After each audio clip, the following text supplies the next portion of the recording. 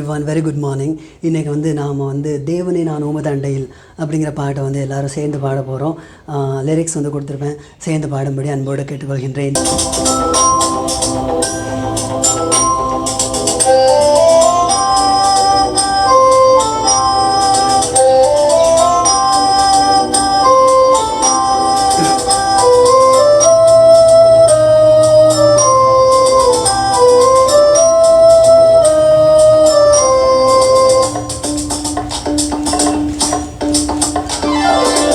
தேவனே நான் உமதண்டையில் இன்னும் நெருங்கி சேர்வதே என் ஆவல் பூமியில். தேவனே நான் உமதண்டையில் இன்னும் நெருங்கி சேர்வதே என் ஆவல் பூமியில்.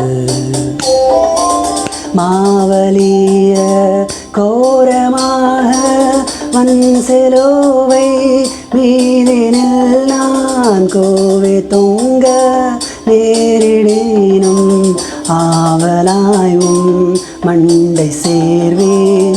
தேவனே நான் உமதண்டையில் இன்னும் நெருங்கி சேர்வதே என் ஆவல் பூமியில்.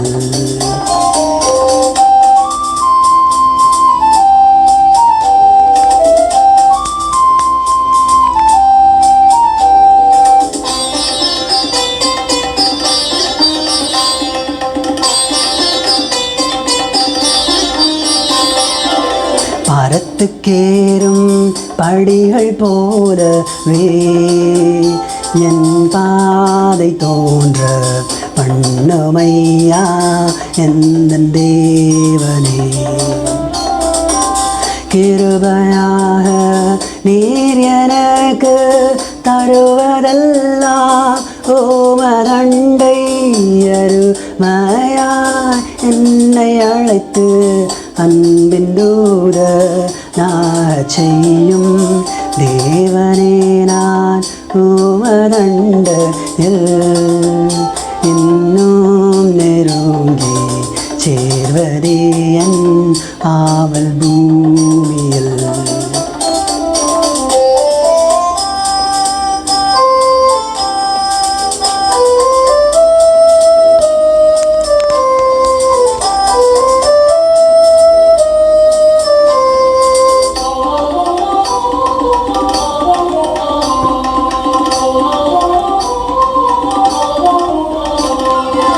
நித்திரையே நின்று விழித்து காலை எழுந்து கர்த்தாவே நான் உம்மை போற்றுவேன். ஏத்தரையில் உந்தன் வீடாய் எந்துயர்கள் நாட்டுவேனே. எந்தெந்து அன்ப தேன் வழியாய் என்னும் உம்மை கேட்டுச் சேர்வேன். தேவனே நான் உமதண்டையில் இன்னும் நெருங்கி சேர்வதே என் ஆவல் பூமியில். தேவனே நான் உமதண்டையில் இன்னும் நெருங்கி சேர்வதே என் ஆவல் பூமியில். மாவலிய கோரமாக சிலுவை மீதில் நான் கோவை தொங்க நேரிடேனும் ஆவலாயும் மண்டை சேர்வேன். தேவனே நான் உமதண்டையில் இன்னும் நெருங்கி சேர்வதே என் ஆவல் பூமியில். Thank you so much. Hello everyone, good morning. இந்த சண்டே காலையில் உங்களை எல்லாரையும் இந்த வீடியோ மூலமாக சந்திக்கிறதுல ரொம்ப சந்தோஷப்படுறேன். கடந்த சில வாரங்களாக வந்து நாம் என்னெல்லாம் பார்த்தோம் அப்படின்னு சொன்னால், சுவிசேஷத்தை பற்றி அதனுடைய பல்வேறு காரணங்கள், ஏன் வந்து சுவிசேஷம் பண்ணணும், ஏன் நாம் சுவிசேஷமாகவே வாழ வேண்டும் அப்படின்னு சொல்லிட்டு பல காரணிகளை அலசி ஆராய்ஞ்சோம். இன்றைக்கி வந்து நாம் பார்க்க போகிற டாபிக் வந்து பயம் அப்படி சொன்னாலே பல்வேறு விதமான பயங்கள் இருக்குது. சிலருக்கு வந்து க்ளோஸ்டு ஸ்பேஸில் இருந்தால், லைக் லிஃப்ட் அந்த மாதிரி இடத்துல இருந்தால் கொஞ்சம் பயமாக இருக்கும். சில பேருக்கு ஓப்பன் ஸ்பேஸில் ஒரு வனாந்திர வெளியில் தனியாக இருந்தால் அது கொஞ்சம் பயமாக இருக்கும். சில பேருக்கு நாயை பார்த்தா பயமாக இருக்கும், சில பேருக்கு பூனையை பார்த்தா பயமாக இருக்கும், சில பேருக்கு வந்து கரப்பான் பூச்சியை பார்த்தா பயமாக இருக்கும், சில பேருக்கு பல்லியை பார்த்தா பயமாக இருக்கும். எனக்கு வந்து நான் முதல் முறையாக வந்து ஃப்ளைட்டில் போகும்போது கொஞ்சம் பயந்துட்டு இருந்தேன். ஏன்னா நான் முதல்ல பிரயாணம் பண்ண ஃப்ளைட்லேயே வந்து டர்புலன்ஸ் வந்துருச்சு. டர்புலன்ஸ்னால் என்னென்னா, ஃப்ளைட் வந்து ஒரு காற்றழுத்தம் உள்ள ஒரு இடத்துலையோ இல்லை காற்று அதிகமாக உள்ள இடத்துலையோ வந்து அதை கடந்து போகும்போது ஃப்ளைட் வந்து ரொம்ப ஆடும். அது வந்து டர்புலன்ஸ் அப்படின்னு சொல்லுவாங்க. சில நேரம் வந்து விமானியே வந்து இந்த இடத்துல காற்றழுத்தம் இருக்குது அப்படின்னு சொல்லி இப்படி பறந்துட்டு இருக்கிற டக்குன்னு இப்படி மேலே போவாங்க இல்லை கீழே போவாங்க. அந்த இடத்துல கொஞ்சம் ஃப்ளைட்டே வந்து அதிரும். அதெல்லாம் பார்த்தா ரொம்ப பயமாக இருக்கும். அது எக்ஸ்பீரியன்ஸ் வந்து முதல் நாளே வந்து எனக்கு இருந்ததுனால ரொம்ப பயந்துட்டு இருந்தேன். அதுவும் என்னுடைய உறவினர்களோ எனது நண்பர்களோ யாருமே வந்து என்னோட கூட இல்லை. அவங்ககிட்ட அந்த பயத்தை பற்றி பேசுகிறது கூட எனக்கு பக்கத்தில் ஆள் இல்லை. அதனால் ரொம்ப கஷ்டமாக இருந்துச்சு. இயர்பட் போட்டுட்டு பாட்டு மட்டும் கேட்டுகிட்டு இருந்தேன். ஸோ லிடார் அப்படின்னு சொல்லிட்டு ஒரு டிவைஸ் வச்சுருப்பாங்க. அந்த லிடார் வந்து ஃப்ளைட் முன்னாடி இருக்கும். அந்த லிடார் வந்து கதிர் அலைகளை வந்து வெளியிட்டுக்கிட்டே இருக்கும். எங்கெல்லாம் காற்றழுத்தம் அதிகமாக இருக்குது, காற்றழுத்தம் கம்மியாக இருக்குது அப்படின்னு சொல்லி அந்த கதிர் அலைகள் வந்து விட்டுகிட்டே இருக்கும். அது வந்து திரும்பி வந்து விமானிக்கு வந்து சமிச்சைகள் கொடுக்கும். இந்த இடத்துல காற்றழுத்தம் இருக்குது, அதிகமாக இருக்குது, அதனால் நீங்கள் கீழே போங்க மேலே போங்கன்னு சொல்லிட்டு. ஸோ அந்த லிடாருக்கு ஏற்ற மாதிரி ஃப்ளைட் முன்ன பின்ன ஆடும்போது டர்புலன்ஸ் வரும். அந்த டர்புலன்ஸ் பற்றி பயமாக இருக்கும். இப்போ வந்து டர்புலன்ஸில் எனக்கு தலையில் ஃப்ளைட்டு போனாலும் பயம் இருக்காது. ஆனால் முதல்ல நான் பயந்துட்டு இருந்தேன். இந்த மாதிரி பல்வேறு விதமான பயங்கள் நமது வாழ்க்கையில் இருக்குது. உங்களோட வாழ்க்கையில் இருக்கும். எல்லாத்துக்கும் வந்து என்னோடய வாழ்க்கையில் இருக்கிறது மாதிரி ஒவ்வொரு காரணிகளும் பயம் இருக்கும். இந்த பயத்தை பற்றி வேதாகம் நமக்கு என்ன சொல்லுது அப்படின்னு சொல்லி தான் இன்றைக்கி பார்க்க போகிறோம். இன்றைக்கி நாம் பார்க்க போகிற ஒரு முக்கியமான பாயிண்ட் என்ன அப்படின்னு சொன்னால், பயத்தை நாம் பயின்று கொள்ளலாம். அதாவது பயம் வந்து ஆட்டோமேட்டிக்காக நம்மளுக்கு இருக்கோ இல்லையோ, மேலும் மேலும் அதிகமான பயங்களை நாமே வந்து லேர்ன் பண்ணிக்கலாம் அப்படின்னு வந்து சைக்காலஜி சொல்கிறது நம்மளுக்கு.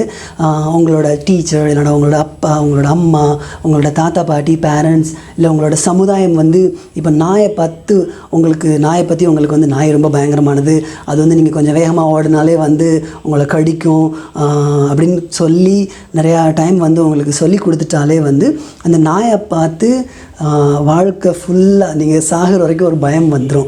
இது வந்து ஒரு விதமான பயம். பயத்தை நாம் பயின்று கொள்ளலாம். இந்த பாயிண்ட் வந்து நல்லா முக்கியமாக பார்த்துக்கோங்க. அதுக்கப்புறம் இன்னொரு பயம், யாருமே வந்து நம்மளுக்கு சொல்லிக் கொடுக்கணும்னு அவசியம் இல்லை. நமது பெற்றோர்களோ நமது ஆசிரியர்களோ சொல்லிக் கொடுக்கணும்னு அவசியம் இல்லை. பூனையை பற்றி நாமளே வந்து லேர்ன் பண்ணிக்கலாம். இப்போ பூனை வந்து ரொம்ப பயங்கரமானது, அதனுடைய நகத்தெல்லாம் வச்சு நம்மளை கீர்னுன்னா நம்ம செத்துருவோம், நம்மளுடைய கண்ணெல்லாம் வந்து கீர்னுச்சுன்னா நாம் வந்து கண்ணு குருடாயிரும் அப்படின்னு சொல்லி நாமே வந்து நம்ம யோசித்துக்கிட்டே இருந்தோம் அப்படின்னு சொன்னால் அதுவும் ஒரு விதமான லேர்னிங் தான். இந்த மாதிரி வந்து பயத்தை பல்வேறு விதமாக நாம் கற்றுக்கொள்ளலாம் அப்படின்னு சொல்லி இந்த பாயிண்ட் வந்து முக்கியமாக நீங்கள் மனசில் வச்சுக்கோங்க. ஏன்னா நம்ம பைபிளில் பார்க்க போகிற நிறையா பாயிண்ட்ஸ் வந்து இந்த பயத்தை பற்றி தான் நம்ம இன்றைக்கி பார்க்க போகிறோம். இந்த பயத்தில் வந்து ரொம்ப முக்கியமானது வந்து சீன் ஃபியர், அன்சீன் ஃபியர் ரெண்டு இருக்குது. நம்ம பார்க்கக்கூடிய சூழ்நிலைகள்லேருந்து நம்ம ஒன்று பயப்படுறோம் அப்படின்னு சொன்னால் அது ஒரு விதம். நம்ம பார்க்காத ஒன்று, இது நடக்குதோ இல்லையோ, இல்லை எதிர்காலத்தில் வரப்போகுதோ அப்படின்னு சொல்லி நாமளே வந்து கற்பனை பண்ணி கொண்டிருக்கின்ற, இமேஜினேஷன் பண்ணி கொண்டிருக்கின்ற ஒரு பயம் அப்படின்னு சொல்லி ரெண்டு விதமான பயம் இருக்குது. இந்த ரெண்டாவது விதமான பயம் வந்து ரொம்ப டேஞ்சரஸ். ஏன்னா இது நடக்கும், இது நடக்காது அப்படின்னு சொல்லி நம்மளுக்கு தெரியவே தெரியாது. இது வருமா வராதா அப்படின்னு கூட நம்மளுக்கு தெரியாது. ஆனால் அது வந்துருமோ அப்படின்னு சொல்லி நம்ம ரொம்ப பயந்துட்டு இருப்போம்.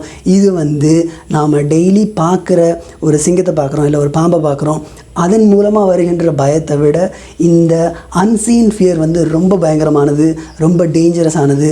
நமது மனதிற்கும் நமது மூளைக்கும் நமது அமைதியான வாழ்க்கைக்கும் மிகவும் பங்கம் விளைவிக்கின்ற ஒரு செயலாகும். அதை பற்றி பைபிள் என்ன சொல்கிறது அப்படின்னு இன்றைக்கி பார்க்கலாம். அப்புறம் வந்து அதிகார பயம், பவர் ஃபியர். அதாவது வந்து இப்போ உலக தலைவர்கள் இருக்காங்கன்னு வச்சுக்கோங்களேன், அவங்க வந்து உண்மையிலே பர்சனாலிட்டி வைஸாக வந்து அவங்க ரொம்ப சாஃப்டாக இருந்தாலும் வந்து அவங்க வந்து ஒரு உலக லீடர் அப்படின்னு சொல்லி ஆன பிறகு அவங்கள பற்றி ஒரு பயத்தை வந்து நம்மளுக்கு வந்து கொடுத்துருவாங்க. செய்திகள் மூலமாகவோ இல்லை பல்வேறு நிகழ்ச்சிகள் மூலமாகவோ நமக்கு வந்து ஒரு அதிர்வலைகளை நமக்கு கொடுத்துருவாங்க. இப்போ நார்த் கொரியா அதிபர் இருக்காருன்னு வச்சுக்கோங்களேன், அவங்களோட உண்மையான பர்சனாலிட்டி, ஆட்டிடியூட் என்னன்னு நம்மளுக்கு தெரியவே தெரியாது. அவங்கள நம்ம பார்த்ததே கிடையாது, நியூஸில் பார்த்துருக்கோம், டிவியில் பார்த்துருக்கோம். ஆனால் அவர் வந்து ஒரு ஏதிச்சதிகாரி, ஒரு சர்வாதிகாரி, ரொம்ப கொலை பண்ணுறாரு அப்படின்னு சொல்லி நம்மளுக்கே ஒரு பயம் இருக்குது. இப்போ ரீசெண்டாக ஒரு ஃபேக் நியூஸ் வந்துச்சு. COVID-19 பாசிட்டிவ் கேசஸ் வந்து அவங்க நாட்டில் இருந்துச்சு. யாருக்கோ கொரோனா அவங்க நாட்டில் வந்திருக்கு. அதுக்கு ட்ரீட்மெண்ட் பண்ணுறதுக்கு பதிலாக அந்த கொரோனா பேஷண்ட்டே வந்து கொலை பண்ணிட்டாரு. இதன் மூலமாக வந்து கொரோனாவே வந்து நார்த் கொரியாவில் இல்லாமல் பண்ணிட்டாரு அப்படின்னு சொல்லி ஒரு ஃபேக் நியூஸ் வந்துச்சு. இதெல்லாம் பார்த்தோன்னே இந்த மாதிரி கொடூரமான மக்கள்லாம் இருக்காங்களா, இவ்வளோ சர்வாதிகாரமாக இருக்காங்களா அப்படின்னு சொல்லி நமக்கு மனசுலேயே வந்து ஒரு பயம் விளைவிக்கிறாங்க இல்லையா. இது வந்து ஒரு போலியான ஒரு நியூஸ் தான், ஒரு ஃபேக் நியூஸ் தான், ஃபேஸ்புக்கில் யாரோ க்ரியேட் பண்ணது தான். ஆனால் வந்து இப்போ ஜிம் ஜோங் பற்றி நினச்சாலே வந்து ரொம்ப பயமாக இருக்குது இல்லையா. இந்திய அளவில் பார்த்தோம் அப்படின்னு சொன்னாலும் இந்த லீடர்ஸ் வந்து அவங்கள சுற்றி வந்து பயங்கரம், அவங்க வந்து ரொம்ப ஸ்ட்ராங்கானவங்க, ரொம்ப பலம் வாய்ந்தவங்க அப்படின்னு சொல்லி அவங்கள சுற்றி ஒரு வேலி அடைச்சிக்கிறாங்க. அது இப்போ உள்ள தலைவர்களுக்கு தேவை மாதிரியும் தெரியுது. பர்டிகுலராக இந்தியாவில் வந்து விமன் பொலிட்டீஷியன்ஸ், விமன் லீடர்ஸ்லாம் வந்து அந்த மாதிரி ஒரு கவர் அவங்களுக்கு உண்மையிலே தேவைப்படுது. கான்ட்ரவர்ஷியலாக நான் எதுவும் சொல்லலை. என்னோடய லேர்னிங் பல வருஷமாக பார்த்துட்டு வரேன் இல்லையா, அதுலேருந்து நான் சொல்கிறேன், என்னோடய லேர்னிங் சொல்கிறேன். எந்த விதமான கான்ட்ரவர்ஷியல் கருத்தும் நான் சொல்ல விரும்பலை. ஃபார் எக்ஸாம்பிள் ஜெயலலிதா, வெஸ்ட் பெங்காலில் திதி இருக்காங்கல்ல, மம்தா பானர்ஜி, அப்புறம் மாயாவதிஜி, இவங்கெல்லாம் என்ன பண்ணுறாங்க அப்படின்னு சொன்னால் விமன் பொலிட்டீஷியன்ஸாக இருக்கிறதுனால அவங்கள சுற்றி வந்து நாங்கள் ரொம்ப பயங்கரமானவங்க, ரொம்ப ஸ்ட்ராங்கானவங்க அப்படின்னு சொல்லி சைக்காலஜிக்கலாக மற்றவங்களுக்கு ஒரு பயத்தை வந்து உருவாக்குறாங்க. அவங்க உண்மையிலே ரொம்ப ஸ்வீட்டாக ரொம்ப அன்பாக இருக்கவங்க தான். ஆனால் வந்து அந்த மாதிரி ஒரு பயம் தேவைப்படுது. அதனால் மக்கள் வந்து ஐயோ அவங்க சொன்னால் ரொம்ப ஸ்ட்ராங்காக இருக்கும், அவங்க எடுக்கிற முடிவுகள்லாம் வந்து ரொம்ப ஆணித்தரமாக இருக்கும் அப்படின்னு சொல்லி அவங்க நம்புறதுக்காக அந்த தலைவர்கள் வந்து தங்களுடைய தொண்டர்கள் வந்து அவங்கள ஃபாலோ பண்ணுறதுக்காக ஒரு பயத்தை க்ரியேட் பண்ணுறாங்க. இந்த மாதிரி பலவிதமான பயங்கள் இருக்குது. அந்த பயங்களை நம்ம எப்படி ஓவர் கம் பண்ணுறது, இல்லை அந்த பயத்தை வந்து நம்ம எப்படி எம்ப்ரேஸ் பண்ணுறது, இல்லை அதுலேருந்து எப்படி எஸ்கேப் பண்ணுறது, எல்லா விதத்துக்கும் நம்ம வந்து சொல்யூஷன் வந்து நம்மளோட பைபிளில் இருக்குது. முதல் பைபிள் ரீடிங் வந்து நீதிமொழிகள் 9வது அதிகாரம் 10வது வசனம். நமக்கு ரொம்ப தெரிஞ்ச வசனம் தான், எல்லா ஸ்கூல்லேயும் வந்து எழுதி போட்டிருக்கோம். Fear of the Lord is the beginning of the wisdom. கர்த்தருக்கு பயப்படுதலே ஞானத்தின் ஆரம்பம். அப்போ வந்து கர்த்தருக்கு பயப்படுங்க அப்படின்னு சொல்லி பைபிள் சொல்கிறது. ரெண்டு காரியம் வந்து இன்றைக்கி நம்ம பார்க்க போகிறோம். ஒன்று வந்து கர்த்தருக்கு பயப்படுதல், அதாவது பயப்படுதல், அப்புறம் பயப்படாது இருத்தல். ரெண்டு காரியத்தை மட்டும் நம்ம இன்றைக்கி பார்க்க போகிறோம். பயப்படுறது வந்து எதுக்கெல்லாம் பயப்படணும் அப்படின்னு சொல்லி வேதாகம் நம்மளுக்கு சொல்லுது அப்படின்னா, கர்த்தருக்கு பயப்படுங்க அப்படின்னு சொல்லுது. இதில் வந்து பயம் அப்படின்னு சொல்கிற உணர்ச்சியே வந்து நம்மளுக்கு வேணுமா வேண்டாமா அப்படின்னு யோசிச்சுட்டு இருக்கும்போது இன்றைக்கி காலையில் எனக்கு தோணுச்சு, ஒரு வேளை மனிதனுக்கு வந்து பயம் அப்படிங்கிற ஒரு உணர்ச்சியே இல்லை அப்படின்னு சொன்னால் உலகம் எப்படி இருக்கும் அப்படின்னு யோசித்து பார்த்துட்டு இருந்தேன். இப்போ வந்து ஒரு சிங்கம் இருக்குன்னு வச்சுக்கோங்களேன். ஒரு சிங்கத்துக்கு வந்து நாம் வந்து ஒரு சாதாரண ஒரு இறை. அந்த சிங்கத்தை நம்ம பார்க்கும்போது பயம் அப்படிங்கிற உணர்ச்சி வந்து நம்ம மனசில் இல்லவே இல்லை அப்படின்னா நம்ம தப்பிச்சு ஓட மாட்டோம். சிங்கம் வந்து நம்மளை அடித்து கொண்டு சாப்பிட்டுட்டு போயிடும். அப்போது மனித இனமே வந்து அழிஞ்சிரும். ஏன்னா இந்த மாதிரி தான் வந்து எவல்யூஷன் நடந்திருக்கு இல்லையா, பரிணாம வளர்ச்சி இந்த மாதிரி தான் வளர்ந்துருக்கு. பயம் வந்து பரிணாம வளர்ச்சிக்கு ஒரு முக்கியமான காரணியாகவும் இருந்திருக்கு. பயம் இல்லை அப்படின்னு சொன்னால் நாம் ஏதோ ஒரு சிங்கத்துக்கோ இல்லை எதுக்கோ ஒன்றுக்கோ இரையாகி இருப்போம். Fear is the mother of fleet. பயம் வந்தால் தான் நம்ம வந்து தப்பிச்சு ஓடுவோம். இது வந்து பரிணாம வளர்ச்சியில் ஒரு முக்கியமான ஒரு காரணி. அப்போது நமது ஞானத்தை வளர்க்குறதுக்கு ஒரு பயம் வந்தால் அட்ரினலின் வருது.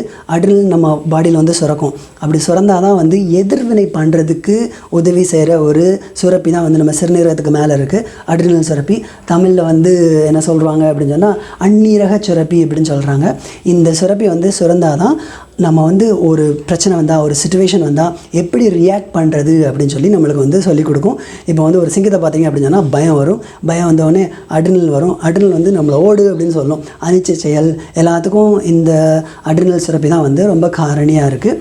ஸோ நம்ம பிப்ளிக்கலாக வந்து இந்த ஞானத்தை வளர்க்குறதுக்கு வந்து கர்த்தருக்கு பயப்பட வேண்டும் அப்படின்னு சொல்கிறாரு.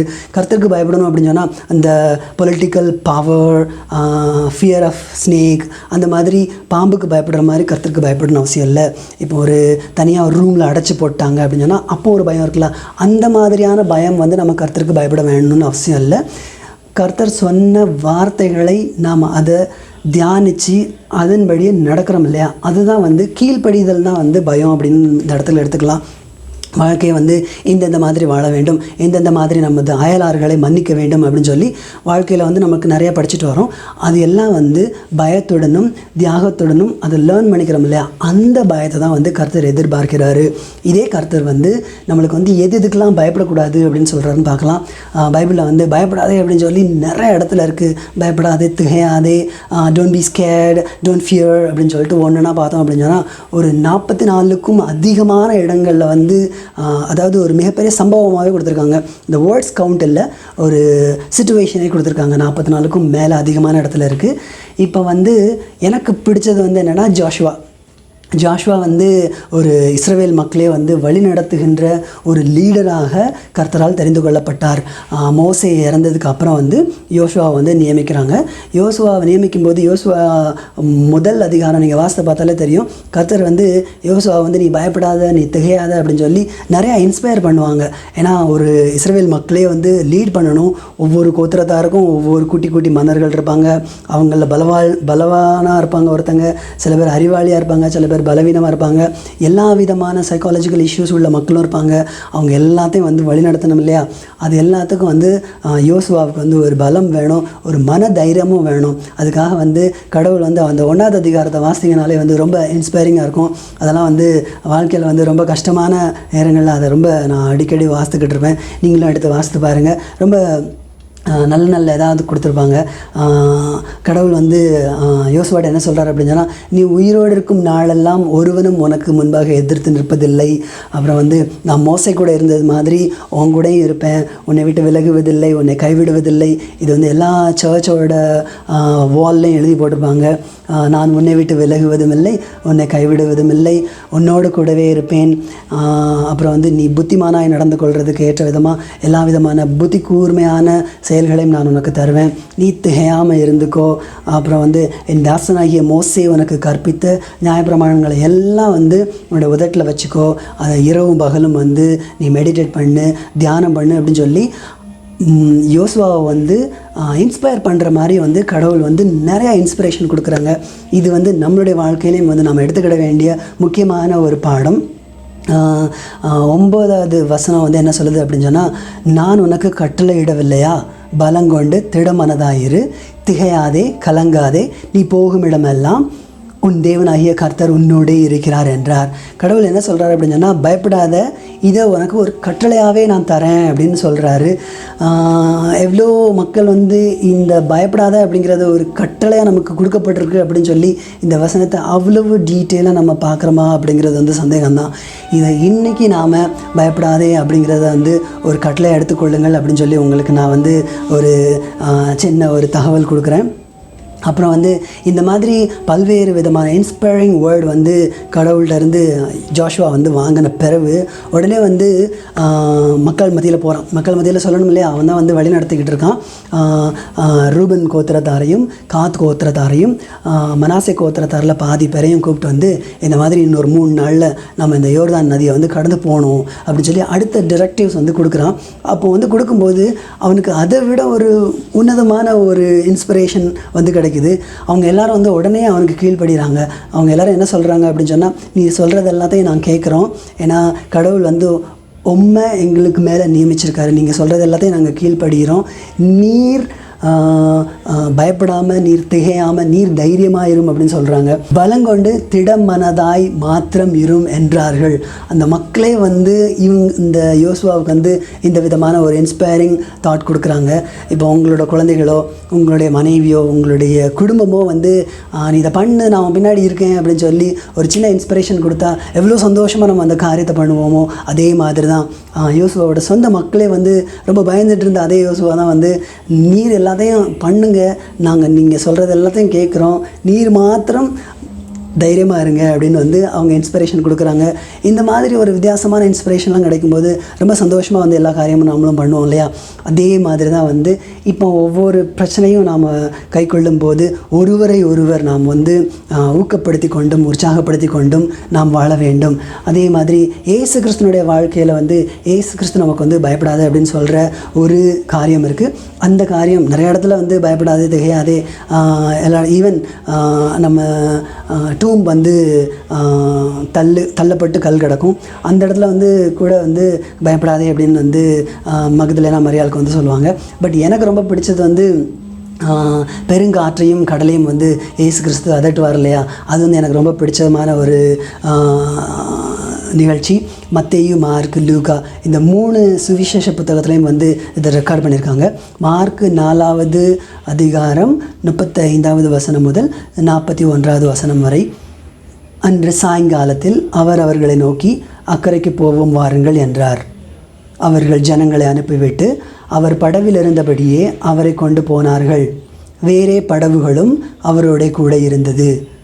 அப்பொழுது பலத்த சுழல் காற்று உண்டாகி படவு நிரம்பத்தக்கதாக அலைகள் அதன் மேல் மோதிற்று.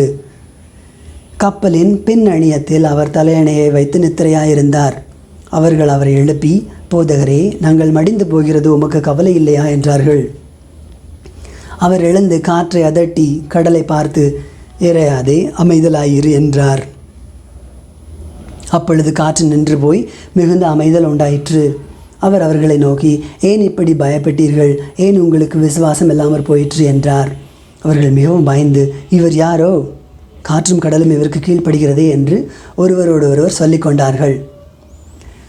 இந்த நிகழ்ச்சியிலேருந்து நம்மளுக்கு என்ன கிடைக்குது அப்படின்னு சொன்னால், ஏசு கிறிஸ்து வந்து அந்த சீடர்களோட படவில் ஒரு இடத்துலேருந்து இன்னொரு இடத்துக்கு போகிறாங்க.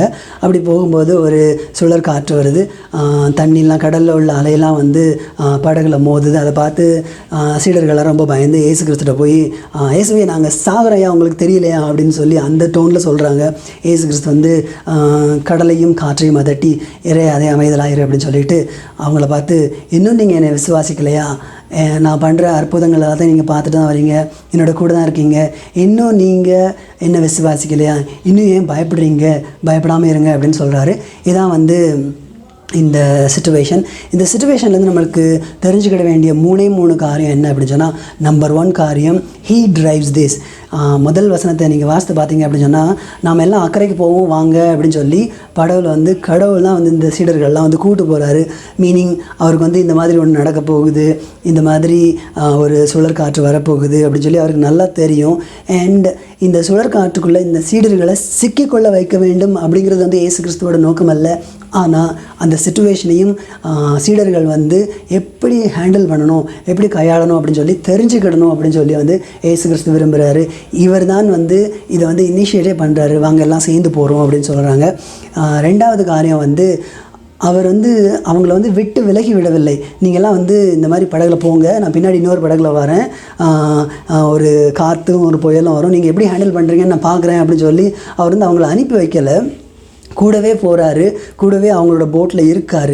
ஸோ நாமளும் வந்து நம்மளுடைய வாழ்க்கையில் வந்து நமது வாழ்க்கையை வந்து படகு அப்படின்னு சொல்லி நினச்சிக்கிட்டோம் அப்படின்னு சொன்னால், ஏசு கிறிஸ்து அந்த படகுல இருக்கார் அப்படின்னு சொல்கிறத வந்து நாம் திடமாய் விசுவாசிக்க வேண்டும். நாம் அதை முழுசாக வந்து நினைவு கூற வேண்டும். நாம் இன்றைக்கி இந்த இதிலிருந்து தெரிஞ்சுக்கிற 3வது விஷயம் என்ன அப்படின்னு சொன்னால், ஒரு மெட்டஃபோர் நான் சொல்ல போகிறேன். இந்த மெட்டஃபோரில் வந்து ஏசு கிறிஸ்துவுக்கும் சீஷர்களுக்கும் பதிலாக அதே படகுல வந்து ஒரு தாயும் ஒரு 3 குழந்தைகளும் இருக்காங்கன்னு வச்சுக்கோங்களேன். அதே மாதிரி வந்து கடலை வந்து கடந்து போகிறாங்க. அப்போ வந்து அதே மாதிரி வந்து பெரும் அலையும் பெருங்காற்றும் வருது. அப்போ அந்த 3 குழந்தைகளும் என்ன பண்ணுவாங்க அப்படின்னு சொன்னால், இந்த சைட்லேருந்து குடுகுடுன்னு ஓடி போய் அவங்க அம்மாவோட காலை வந்து கட்டிக்கிடுவாங்க. எங்களை காப்பாற்றுங்கம்மா அப்படின்னு சொல்லி அவங்க அம்மாவோட பாதத்தில் வந்து தஞ்சம் புகுவாங்க. அவங்க வந்து டக்குன்னு வந்து தப்பிச்சு குதித்து நீச்சல் அடித்து கீழே போயிட முடியாது.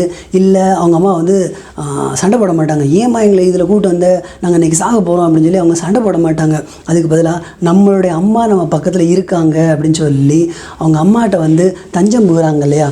இதே தான் வந்து ஏசு கிறிஸ்துவும் அந்த சீடர்கள்ட்ட இருந்து எதிர்பார்த்தாரு. இந்த மாதிரி பிரச்சனை வரும் அப்படின்னு சொல்லி ஏசு கிறிஸ்துவுக்கு தெரியும். ஆனாலும் சீடர்கள் அவரிடம் தஞ்சம் புகுறாங்களா இல்லையா அப்படின்னு சொன்னால் இயேசு கிறிஸ்து எதிர்பார்க்குறாரு. அதே மாதிரி நம்மளுடைய வாழ்க்கையிலும் வந்து பிரச்சனைகள் வரும்போது இயேசு கிறிஸ்து நம்மளுடைய படகுல இருக்காரு அப்படின்னு சொல்லி நம்ம விசுவாசிக்கிறோமா இல்லையா அப்படிங்கிறது முதலாவது சவால். ரெண்டாவது கேள்வி என்ன அப்படின்னு சொன்னால், அப்படியே இயேசு கிறிஸ்து இருந்தாலும் அவர்கிட்ட போய் நாங்கள் சாகுறோம், நாங்கள் மூழ்கிறோம், உமக்கு கண்ணு தெரியலையா அப்படின்னு சொல்லி சண்டை போடாமல் அவர்கிட்ட போய் தஞ்சம் புகுறோமா இல்லையா அப்படிங்கிறது தான் இன்றைக்குரிய மிக முக்கியமான கேள்வி. பயம் வந்து நம்மளுடைய வீட்டு கதவை தினம்தோறும் தட்டலாம். அப்படி தட்டினாலும் அதுக்கு விசுவாசத்தை அந்த கதவை திறக்கிறதுக்கு அனுப்புங்க அப்படின்னு சொல்லி இன்றைக்கி நான் முடிச்சுக்கிற விரும்புகிறேன். when fear knocks your door, send faith to open it. Thank you so much.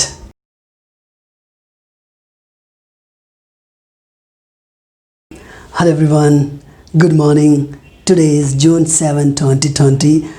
This Sunday morning, I am very glad to meet you all over this video. Today, we are going to talk something about fear.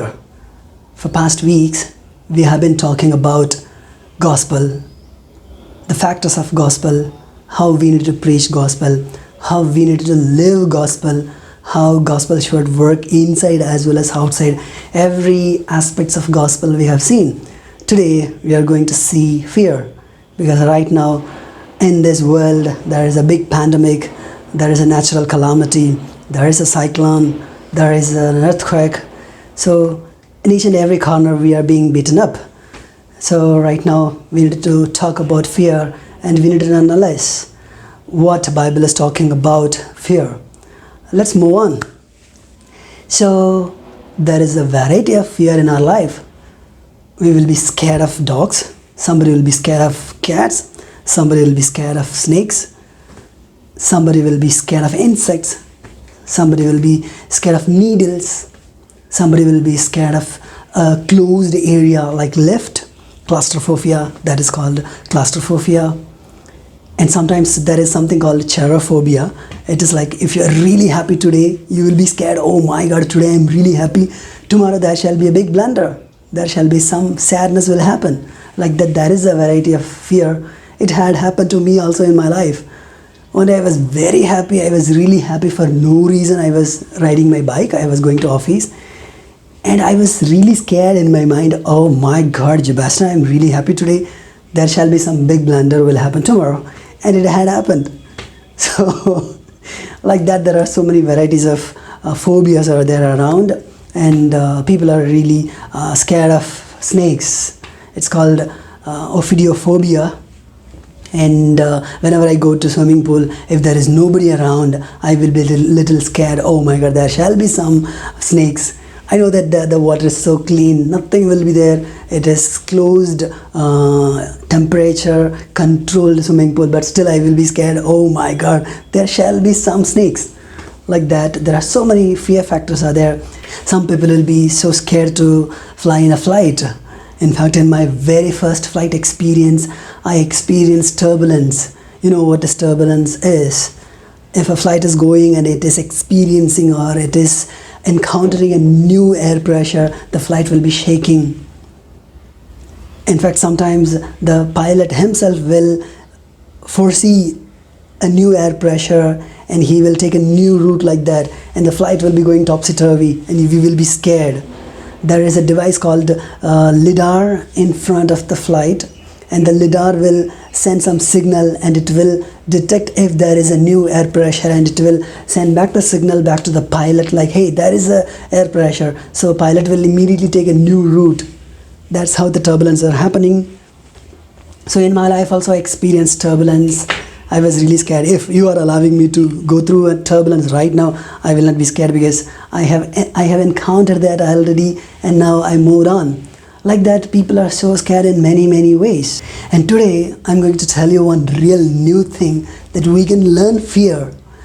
If your family friends or if your parents or if your teacher is telling that dog is very dangerous, it can kill you, it can devour you, and you will be scared. You will be developing that emotion in your mind, and over a period you will be so scared of a dog until you die. And I'm going to teach you one new thing.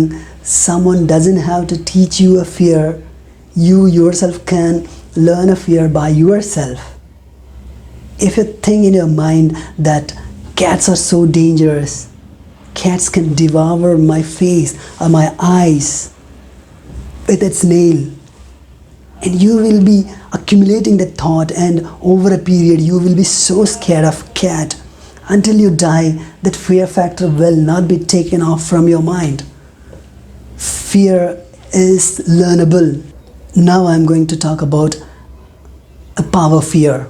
If you take some world leaders, although they are very sweet in their personality wise, the world will say like they are very dangerous. They are very autocratic. If you take North Korean President Kim Jong-un, we are not sure whether he is really that horrible, that dangerous. We are not sure. We have never seen him face to face. We have never experienced a chat with him. But we are really scared of him because the media is telling, and there is a fake news also there in the Facebook. Like there was a COVID-19 positive case in North Korea. Rather than treating, he killed the patient. This is how he eradicated COVID-19 or Corona from North Korea. That's a fake news, but people believed in. And we are so still scared of Jim. The same way psychologically, if you take some Indian political leaders, especially women leaders, although they are very sweet from their mind, they need a fence around them that they are very strong, they are very dangerous. I'm not telling something contradict. I'm just telling whatever I have learned from my past. If you take J. Jalalita, former Chief Minister of Tamil Nadu, Didi from West Bengal, Mamata Banerjee, they will be demonstrating themselves that they are very strong. They are very dangerous. Like that, their followers can follow them in a very, very legitimate way. This is also kind of a power fear. Let's look into the Bible, what Bible is talking about fear. If you take a verse from Proverbs chapter 9, verse 10, it says like, fear of the Lord is the beginning of wisdom. It's a very famous verse. In every school wall, we can see this same verse. Here, Bible is asking us to fear for something. It's not the same fear that we should be so scared of a snake or a lion. How much are we devoted to God? How much are we devoted to God's word that we read from the Bible? That fear God is asking about. Again, God is telling not to be scared of something else. There are substantial amount of scenarios has been given in the Bible that don't be scared. Joshua chapter 1, verse 9. Have I not commanded you? Be strong and courageous. Do not be afraid. Do not be discouraged. For the Lord your God will be with you wherever you go. Here the scenario is Moses died, and God is appointing Joshua as the next leader for the Israelites to lead the whole bunch of people into Canaan. Canaan is a promising land. And God is inspiring Joshua in many, many ways. He's telling like, I will give you every place where you set your foot as I promised Moses. Your territory would expand and extend. I will never leave you nor forsake you. Be strong and very courageous. Obey the law. Don't turn from it to the left or right. Keep this book of law in your lips always. Meditate on it day and night. He's giving a lot of inspiring stuff that he can lead the whole bunch of Israel people. Joshua is getting a lot of promising word or an inspiration from God, and he's going to the Israel people. He's going to Reubenites, Gadites, and half tribe of Manasseh. And he's telling the same thing that in another 3 days, we are going to start crossing the Jordan River. And the very interesting thing is that they are telling like, we are going to obey you. We are going to listen whatever you are going to tell. Only be strong and be courageous. They are also inspiring. It's like your own family is inspiring you. Take an example. If your very family is telling like, you do this, we will be standing behind you. You will be the happiest person. You will be the most powerful person. And you would do the thing. The very same inspiration that we should take from Bible. I'm going to tell you one more instance which had happened in Jesus Christ's life. Jesus calms the storm. We know this story very well. It has been recorded in Matthew, Mark, Luke. I'm going to take it from Mark chapter 4, verse 35 to 41. Jesus calms the storm. That day, when evening came, he said to his disciples, "Let us go over to the other side." Leaving the crowd behind, they took him along just as he was in the boat. There were also other boats with him. A furious squall came up, and the waves broke over the boat, so that it was nearly swamped. Jesus was in the stern, sleeping on a cushion.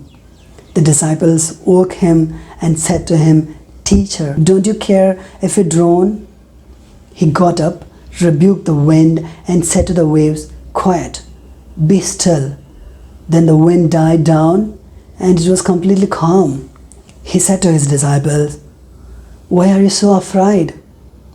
Do you still have no faith?" They were terrified and asked each other, "Who is this?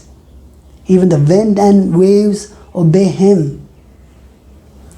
So we know the story very well.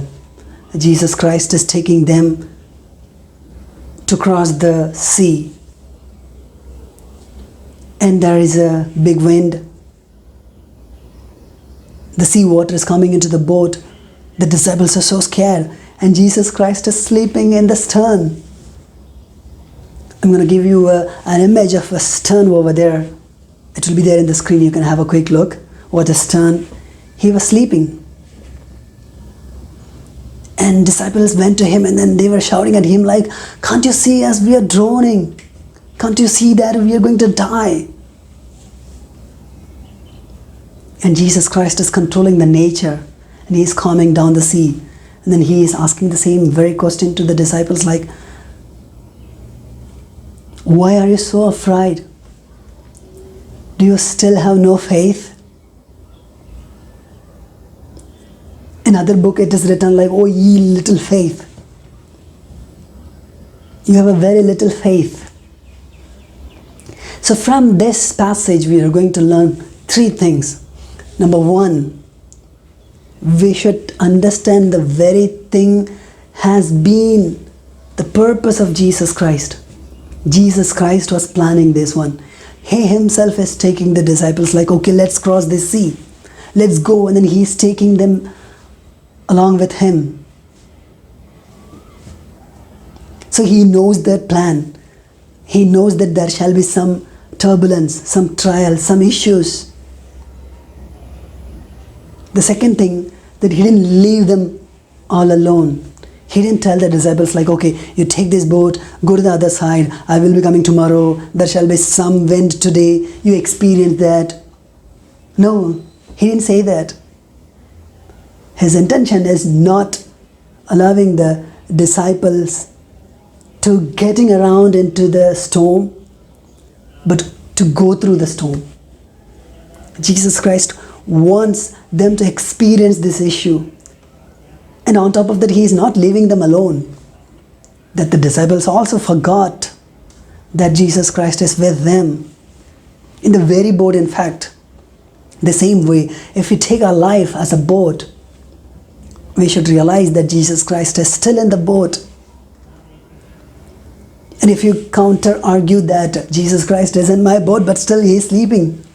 No. He never sleeps nor slumbers. We have the very verse with us. And in fact, in this same passage, if you take that Jesus Christ is sleeping, he knows what is going around. The third point is like Jesus Christ is expecting them to come to him. Jesus is expecting the disciples should find solace in him. but they miserably failed. I'm going to give a metaphor. Remove Jesus Christ and disciples from the very boat and put a mom and 3 kids there. If the same trial is coming, same issues is coming, the water is coming, the sea water is coming inside, what the kids will do? Obviously the kids will be so scared and they will be running into the mother's legs. They will be hugging mother's legs. They will be embracing mother like, Mom, we are in trouble. They will not be shouting at the mom like, Mom, how can you allow us to go through these issues? They will be coming into the mom for the solace. The very thing Jesus Christ was expecting from the disciples. But what disciples did? They were shouting at him. Jesus, can't you see us drowning? The very thing that we are also doing in our life. Number one, we forgot the issues, our trials, our turbulence, our difficult timings has been given to us by Jesus Christ himself. Because he is expecting us to experience that. He's not asking us to entangle us into the issues. He's asking or he's expecting us to experience that issue. Second thing that we should remember that although we are into the issues, although we are passing through a rough time, we should remember that God is in our boat. The third thing that he is expecting, that although there is an issue in your life, are you shouting at God, or are you running into God's arms for the solace? Are you trying to find peace in him? Because we have been given salvation.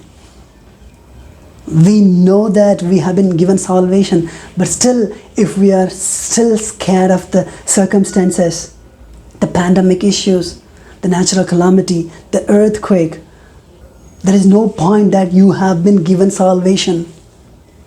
Are we still running into God's arms? That's the very first question that we should ask today. It is not like that we don't have to be so scared of the natural calamity. Okay, if there is an earthquake in Bangalore, go and put yourself into that one. Not like that. The issues will come into your life. How are you facing that? That is a question that God is putting forward into our life. Are we going to experience the life? Or we are going to live in the fear? We are always in a fear because of the news. We have a pandemic, we have a cyclone, we have an earthquake, and we are always in a fear, and we are verily forgetting to live this life. We are verily forgetting to experience this life because we forgot that Jesus Christ in our boat. And in fact, although if we realize that Jesus Christ in our boat, because we proclaim, we tell to people that I have been given salvation. So if you think that Jesus Christ in your boat, but we still believe in that Jesus Christ is sleeping. So we are not running into him for salvation. I'm going to end up this with only one saying. When fear knocks your door, send faith to answer. Let's pray. Father, thank you so much for the time that you have given us Jesus Christ. Today we are in a situation where every news, every situation, every circumstance is putting us into a fear factor, making us so scared of the circumstances, Jesus Christ. Because of this fear, we are forgetting to live our life. We are forgetting to experience the life. Rather than that, we are inclined into the fear, and we totally forgot that you are in our boat, Jesus Christ. And we are totally forgetting that you will be helping us. And on top of that, we are still thinking that you are in our boat, but still you're sleeping. Would you please enable us? Would you please enlighten us that we should run into your arms for the salvation? Run into your arms for the solace, Jesus Christ. Guide us, Jesus Christ. Remove this situation. Remove this pandemic situation. Remove these fear factors in our life. And let us enjoy this life that you have given us. Let us happily proclaim the gospel to the ends of this earth, Jesus Christ. Help us, guide us. In Jesus' most precious name I pray. Amen.